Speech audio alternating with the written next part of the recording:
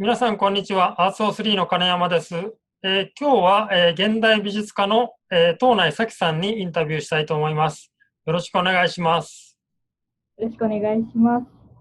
それでは早速、東内さんの自己紹介からお願いしたいと思うんですけれども、よろしくお願いします。お願いいたします。はじめまして、東内咲と申します。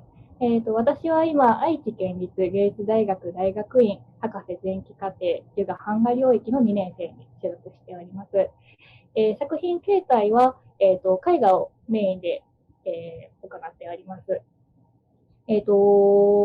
まず、私の、経緯から作品を作ってお話しさせていただきますと、京都市立芸術大学の学部を卒業して、そこから2年かけて愛知県立芸術大学の大学院に進学しております。なかなか京都市立芸術大学から愛知県芸にっていう進路を取る人は珍しいっていうふうに言われるんですけれども、なぜ、そういう進路を取ったのかっていうところをまず最初に説明させていただくと、私の作品のコンセプトの軸になってくるのが、今の現代美術史の文脈から外れたところで絵画をちょっと研究したいっていうところがあり、そこで、愛知県芸さんの方が、会う先生がいてたっていうので、愛知県立芸術大学の方に進学することにいたしました。今私はさっき東内ギャラリーっていう架空のギャラリーを使って作品を制作してるんですけれども、今日は、さっき東内ギャラリーがどういったものなのか、そしてそれが目指すものというものと、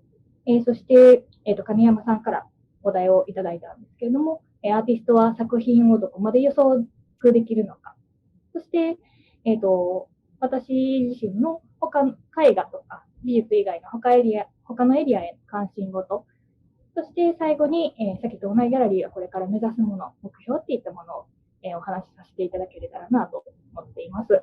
本日はよろしくお願いします。はい、よろしくお願いします。先ほど言われた架空の咲東内ギャラリーですか？はい。これの説明をちょっと、していただけますかね。はい。作品の画像って表示、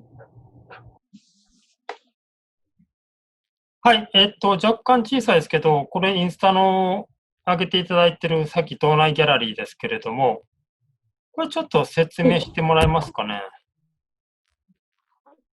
これは、6月の頭に、展示開催した愛知県芸術大学博士前期課程2年の、研究発表展で展示した作品になります。さっき都内ギャラリーっていう架空のギャラリーに自分で制作した絵画をかけて、でその展示風景を、撮影したものを出力して、それをパネルに貼って、展示したものになります。パネルに貼って展示っていうことは、これは物理的にはパネルが貼られているっていうことなんですか？そうですね。アルミの合板に、印刷したものをはい。貼り付けてっていうような形ですね。そはい。れを展示しています。インスタグラムの方に展示風景の写真も上げてるんですけれども。ですかね。これとか、これとかですかね。こんな感じですかね。はい、そうですね。こんなはい。感じですね。はい、はい、はい。で、なるほど。この時は、iPad2 台で、さっき東内ギャラリーの中の、こういう動画の映像を流していました。散々その学部の時に、もう絵画は古いとか、なんやろ、絵画、ちょっとね、みたいな感じのことを、言われたりとか、もうそれがすごい腹が立ったっていうことがありまして。はい。で、結局、その文脈の中でも、その絵画の詩とか終焉とかっていうふうに言われるんですけど、そう言われて、そのままその文脈の中で言っている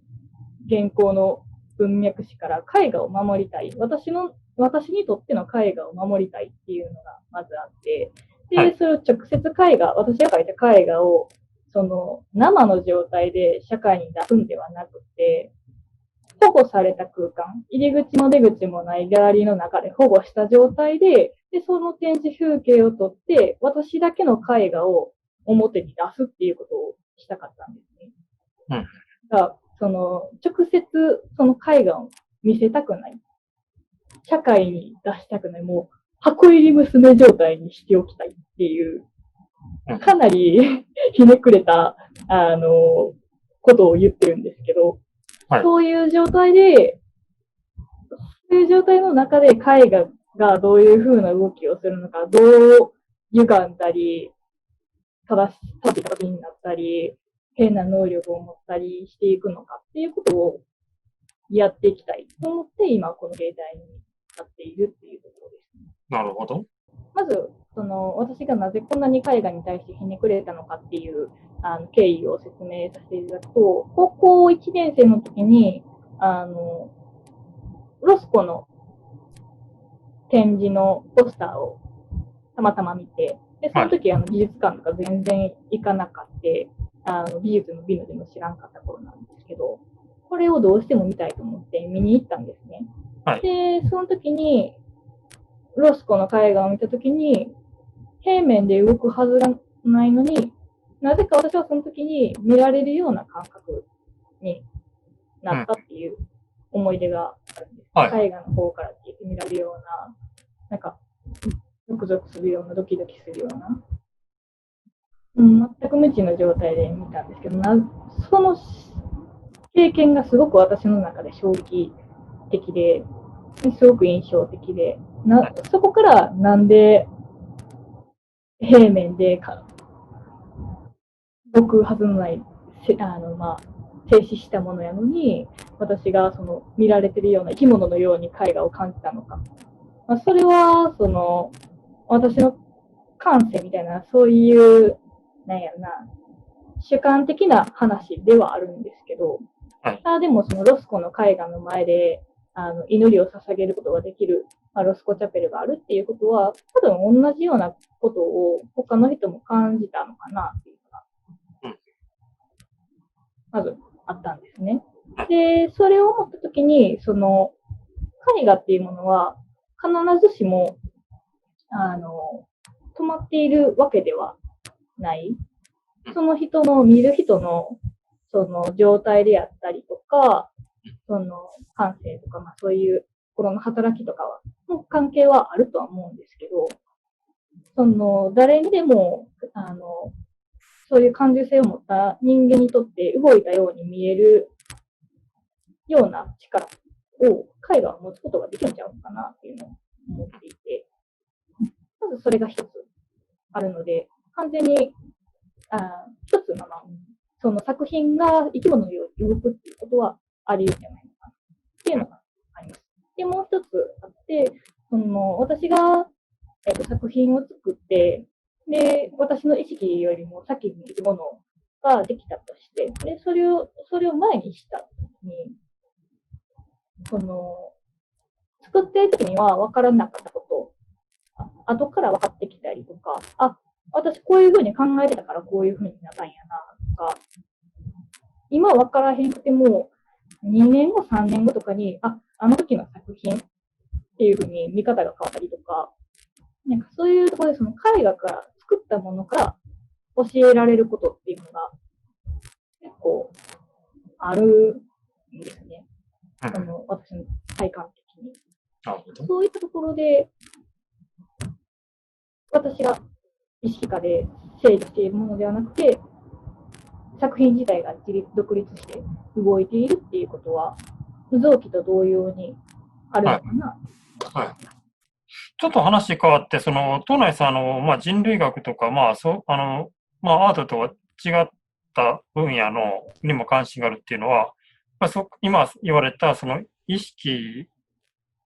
から離れるみたいなところから関心があったっていうことなんですかね。そうですね。具体的になんか、例えば人類学をやって、こういう効果があったとか、こういうなんか今までにない視点が得られたとかいうようなことはあるんですか？もともと人類学に関心を持ったきっかけっていうのが、その大学学部生の時に、関東を学校で勉強していて、で、その子で生命感情っていう言葉がキーワードとして出たんですけど、例えば、壮大な景色を見たときに、血が湧くようにわーって感動する。意識じゃなくて体がわーってなるみたいな、血が湧きにく踊るみたいな感じになるのは、なんでかみたいな。で、ご生徒感性でしたかなみたいな感じの話。幼い頃の記憶とか、そういうものも、あるんだろうけれども、それ以上に、人類としての記憶みたいなものが、身体の中にはあるんじゃないのかなと思って、すごく、不確定な話ではあるんですけど、そこから人類っていうものが、どういうふうな経緯で、ここまで来て、何が変わっていて何が変わっていないのかっていうものを知りたいなと思って、でそこから人類学の方に関心を持つようになった。人間がどうしてもそういうふうに感じざるを得ない作りっていうものがあるのかなと思っていて、でそこの作りに可能性は大いに私はあると思うし、そこを意識することで生み出せるものって結構大きいものがあるんじゃないのかなっていう。なぜなら、それは、人種っていうものはあるけれども、人間の作りとして、みんなが共通して持っているものであるから。だから、時間とかそういうものにとらわれることなく、自然がすげえ、壮大だって思えたりとか、絵画が、時間を超えて、人に感動を与えたりとか、っていうことがあり得るのかなっていう。なるほどね。ロスコみたいな作品を作りたいって思った時に、やっぱりそういうところって重要なのかなって思って、人類学の方にも関心を持ちながら、人間って何ぞやっていうのを考えながら作品を作って、今の時代の流行りに乗りたいとか、売れたいとか、権力にこびたいみたいなとか、そういうのはもう一切やりたくないんですよ。それをやってしまったら、何のために作品を作ってるのかが分からなくなってしまうので、私は作品のために作品を作りたくて、私のために作品を作ってるわけではないっていうのがまずあるので、でそうなってきたときに、そういう、